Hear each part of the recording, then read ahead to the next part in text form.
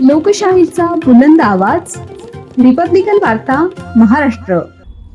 पैठण शहरात उपमुख्यमंत्री अजितदादा पवार यांना भावपूर्ण श्रद्धांजली. 3 दिवसांच्या दुखवट्याच्या पार्श्वभूमीवर जिल्हा परिषदा व पंचायत समित्यांच्या निवडणुका 5 फेब्रुवारी ऐवजी 7 फेब्रुवारी, मतमोजणी 9 फेब्रुवारी. याबद्दल सविस्तर बातमी अशी आहे की महाराष्ट्र राज्याचे उपमुख्यमंत्री अजितदादा पवार यांचे विमान अपघातात दुःखद निधन झालं. दुःखद निधनामुळे जिल्ह्यातील राजकीय वर्तुळात शोककळा पसरली आहे.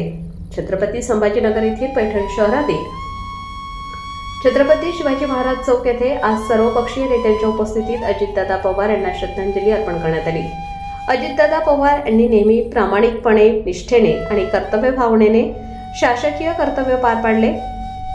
त्यांच्या निधनाने शासनाने कर्तव्यदक्ष, शिस्तबद्ध आणि वक्तशीर नेतृत्व गमावले आहे, अशी भावना पैठण येथे उपस्थितांनी मांडली.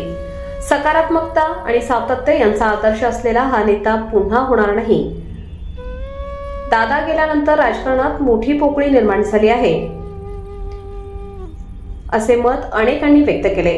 उपमुख्यमंत्री अजितदादा पवार यांच्या निधनामुळे राज्यात जाहीर करण्यात आलेल्या 3 दिवसांच्या दुखवट्याच्या पार्श्वभूमीवर 12 जिल्हा परिषदा व त्याअंतर्गत 125 पंचायत समित्यांच्या सार्वत्रिक निवडणुकांच्या उर्वरित टप्प्यांमध्ये बदल करण्यात आला आहे.